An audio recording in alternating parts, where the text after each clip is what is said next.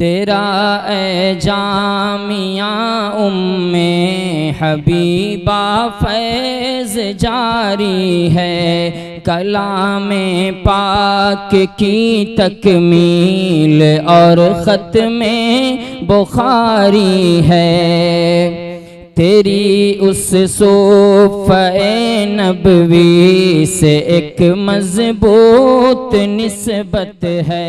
अल्हम्दुलिल्लाहि रब्बिल आलमीन वस्सलातु वस्सलामु अला खातिमिन नबिय्यीन मुहम्मदिन व आलिहि व अस्हाबिहि अजमाइन इला यौमिद्दीन, अम्मा बाद। क़ाला अन्नबिय्यु सल्लल्लाहु अलैहि वसल्लम अन्निकाहु मिन सुन्नती व क़ाल इज़ा तज़व्वज़ल अब्दु फ़क़द इस्तकमला निस्फ़द्दीन फ़ल्यत्तक़िल्लाह फ़ी निस्फ़िल बाक़ी। निकाह मेरी सुन्नत है, और फरमाया जब बंदे ने निकाह कर लिया तो उसने आधा ईमान मुकम्मल कर लिया, लिहाजा उसको बाकी निस्फ़ में अल्लाह से डरना चाहिए। बुजुर्गों और दोस्तों, मैंने अल्लाह के रसूल सल्लल्लाहु अलैहि वसल्लम की दो हदीसें पढ़ी है। उन दोनों में निकाह के बारे में बताया गया है। पहली हदीस में रसूल सल्लल्लाहु अलैहि वसल्लम ने निकाह को अपनी सुन्नत करार दिया है, और दूसरी हदीस में निकाह को निस्फ़े ईमान फरमाया है।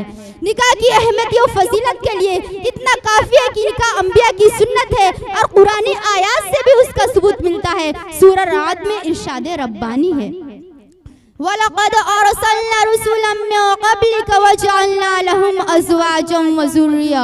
बिलाशुबा हमने आपसे कबल बहुत से रसूलों को भेजा और उनको बीबियाँ और बच्चे भी दिए। तिरमिज़ी शरीफ के एक हदीस में इरशाद नबवी है कि 4 चीज़ें अंबिया और रसूल की सुन्नत में दाखिल है। नंबर 1 शर्म व हया, नंबर 2 खुशबू का इस्तेमाल, नंबर 3 मिसवाक, और नंबर 4 निकाह। इसके अलावा दूसरी हदीस में भी वारिद हुई है, किसी में नेक सालेह औरत से निकाह करने की तरगीब दी गई है, किसी में कसरत से बच्चे जनने वाली खूब मोहब्बत करने वाली औरत से निकाह करने की तलकीन की गई है। बिरादराने मिल्लत, निकाह इंसान को इस्लाह और तरबियत में अहम रूल अदा करता है। निकाह इंसान को बदनजरी, ख्वाहिश नफसानी, शोहरत रानी जैसी अहम बुराइयों से बचाता है। निकाह इख्वत व मोहब्बत पैदा करता है, सिला रहमी के जज्बात को फरोग देता है, दो अजनबी खानदानों के दरमियान क़राबत पैदा करता है। फिर निकाह औरत के मकाम को बुलंद करता है, उसको माँ बना देता है जिसके कदमों के नीचे जन्नत है, उसको बीबी बना देता है जिसकी इज्जत व आबरू का मुहाफिज उसका शौहर होता है, उसको बहू बना देता है। निकाह के जरिए एक औरत बीबी बन जाती है, बहू बन जाती है, सास बन जाती है, बाइसे एहतराम हो जाती है, मोहब्बत का महूर बन जाती है। और यही औरत जब निकाह के बगैर किसी से ताल्लुक कायम करती है तो नंगे कौम बन जाती है, तवाइफ और फाहिशा बन जाती है, नंगे इंसानियत कहलाती है, बेहयाई व बेशर्मी, बदकारी व जिनाकारी का मरकज बन जाती है। कितना फर्क है ना, औरत एक है, जेंट्स एक है, और मामला निकाह और बगैर निकाह का है। बिरादराने इस्लाम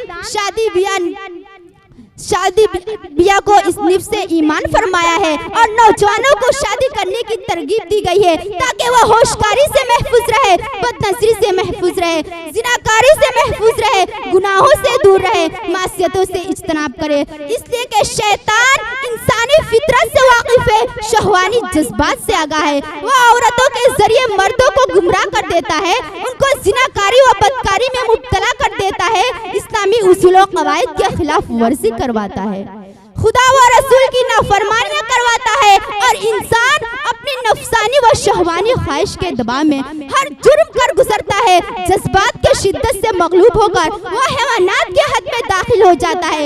इसलिए कि हदीस पाक में फरमाया गया है, अन्निसाउ हबालतुश शैतान, कि औरतें शैतान की जाल है, वह उस जाल को शिकार फांसने के लिए इस्तेमाल करता है। शैतान के दचलो फरेब से बचने का सबसे बेहतरीन नुस्खा इस हदीस पाक में फरमाया गया है।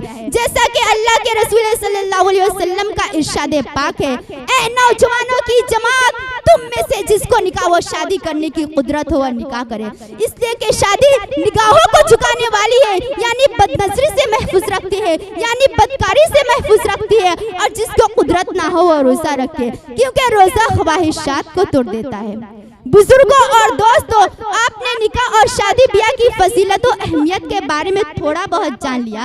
अब इतना और जान लीजिए कि इस्लाम सादगी पसंद है, बिला वजह की रस्मों, लयानी बातों से बचने और एतदाल में रहने रहने की तरकीब देता है। सहूलियत पसंद और आसानियां पैदा करने वाला, किसी पर बेकार माली वगैरह माली बोझ न डालने वाला मजहब इस्लाम शादी ब्याह में सादगी की तरकीब देता है कि चंद अफराद को जमा किया जाए और खुतबा मसनूना के बाद मर्द औरत को शादी के बंधन में बांध दिया जाए।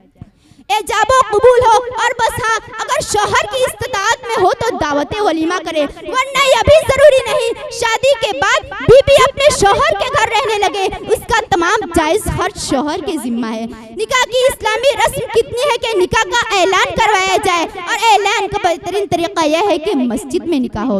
नमाजी हजरात रोजाना 5 वक्त नमाज के लिए मस्जिद में जमा होते हैं। इस तरह सबको मालूम हो जाएगा कि फुला बिन फुला ने फुला बिन फुला से निकाह किया है। तो बचाकर भी ऐलान किया जा सकता है, मगर इतना जान लीजिए कि असल मकसद निकाह को मशहूर करना है।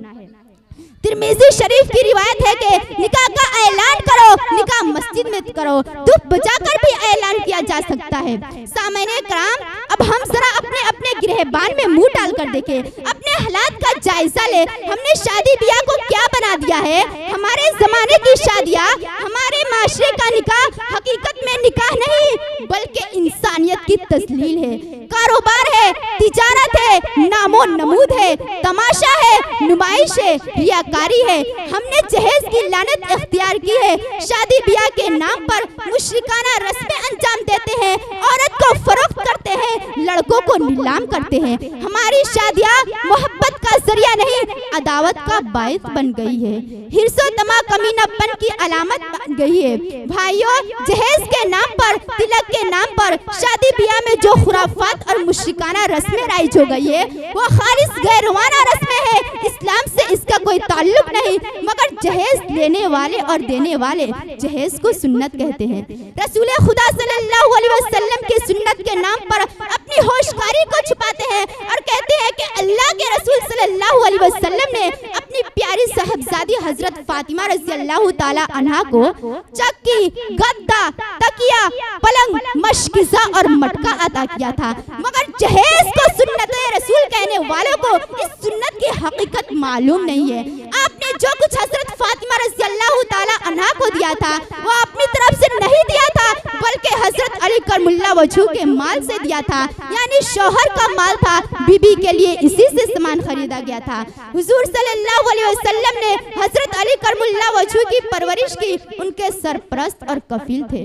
जब हजरत फातिमा रज़ियल्लाहु ताला अन्हा से निकाह की बात हुई तो हजरत अली करमुल्लाह वजहू के पास महर देने के लिए कुछ न था। हुजूर सल्लल्लाहु अलैहि वसल्लम ने एक ज़िरा अता किया था, उसको फरोख्त करके निस्फ़े रकम से हक महर दिया था और निस्फ़े बाकी से ये सब सामान खरीदे गए थे। साथियों, जहेज दर हकीकत एक लानत है जो हमसे चिमट गई है। हमने इस लानत को तमद्दुन समझकर कबूल कर लिया है, क्योंकि इसमें ऐशो इशरत के सामान की फरवानी नजर आती है, मुफ्त की दौलत मिल जाती है। मालदार तबकों ने इसको अपनी नुमाइश का जरिया बना लिया है। दौलतमंदों ने अल्लाह की दी हुई नामत को हिर्सो तमा पैदा करने का आले बना लिया है। ज्यादा से ज्यादा जहेज देकर असल दौलत की नुमाइश करना होती है, मगर इस नुमाइश ने आज हमको कितना जलील बना दिया है, इसका हमें तसव्वुर भी नहीं। कितनी लड़कियां जहेज की भेंट चढ़ गई, कितनी बच्चियों ने खुदकुशी कर ली, कितने वालिदैन गुर्बत की वजह से अपनी प्यारी बच्चियों की शादी नहीं कर सकते, इसलिए कि उस शैतान दामाद को देने के लिए उसके पास टीवी नहीं, बाइक नहीं, कार नहीं। और हैरत तो यह है कि जहेज देने वाले कहते हैं कि हमको अपने लड़की से मोहब्बत है। अगर लड़कियों से मोहब्बत है, उनकी फिक्र है, तो उनको मीरात में हिस्सा मुकर्रर कर दे, शरीयत के मुताबिक उनका हक अदा करे। ये क्या है कि जहेज के नाम पर मुशरिकाना रस्में राइज की जाए। गौर कीजिए, कितनी लड़कियां जलाई गई और जलाई जा रही हैं, कितनी लड़कियां बगैर शादी के बैठी हैं, हुस्न जमाल में बेमिसाल मगर दौलत से महरूम, और इस गुर्बत की ये सजा मिल रही है। शादी रुकी है, माशरे में बदकारियों को फरोग देता है, खुदकुशी को फरोग देता है। गरीब माँ बाप साहूकारों से लेकर अपनी प्यारी बच्चियों की शादी करते हैं, जिंदगी भर सुख भरते रहते हैं, घर भर फरोख्त हो जाता है, सामान बिक जाता है, मगर दामाद दुमा शैतान फिर भी मांगता है, और ना मिलने पर मासूम जानों को तेल छिड़क कर, पेट्रोल छिड़क कर जला देता है। जलाए जाने का वाकया हमारे माशरे में तेजी से रोनुमा हो रहे हैं। साथ साथियों, जहेज ने क्या मुसीबतें पैदा कर दी है, जराइम के कितने दरवाजे खोल दिए, आप तसव्वुर भी नहीं कर सकते। सिर्फ 85 ईस्वी में सरकारी रिपोर्ट के मुताबिक सिर्फ दिल्ली में 358 औरतें जलाई गई थी। अगर हमने जहेज के लेन देन बंद ना किया तो इसके नतीजे कितने भयानक होंगे कि आप तसव्वुर भी नहीं कर सकते। ये लानत चंद लोगों का मसला नहीं है, ये पूरे मुस्लिम माशरे, मुस्लिम समाज का मसला है। हमको इसके खिलाफ मैदान में आना ही होगा। अगर नहीं आए, इसको बंद न कराया गया तो वह दिन दूर नहीं जब मुसलमान भी गैरों की तरह लड़कियों को पैदा होते ही मार डालेंगे, जैसा कि राजस्थान में हो रहा है, मुंबई दिल्ली जैसे शहरों में हो रहा है। दौरे जाहिलियत लौट आएगी, हैवानियत का जमाना लौट आएगा। इस्लाम ने जिस फितना को बंद किया था वह फितना फिर से सर उठा रहा है। आगे बढ़े और इस फितना का दरवाजा बंद कर दीजिए। लड़के का जन्म होते ही कहते हैं फख्र से, लड़के का जन्म होते ही कहते हैं फख्र से, 5 लाख का टिकट है ये बच्चा जहेज का। लड़की की वालिदैन की नींदें हराम है, लड़की की वालिदैन की नींदें हराम है। जब से सुना है शहर में चर्चा जहेज का। इसी पर मैं अपने तकरीर को खत्म करती हूँ और आखिर में दुआ करती हूँ कि अल्लाह ताला हम तमाम को झूठ इस पर अमल करने की तौफीक अता फरमाए। आमीन सुम्मा आमीन। वमा अलैना इल्लल बलाग। अस्सलामु अलैकुम व रहमतुल्लाहि व बरकातुहू।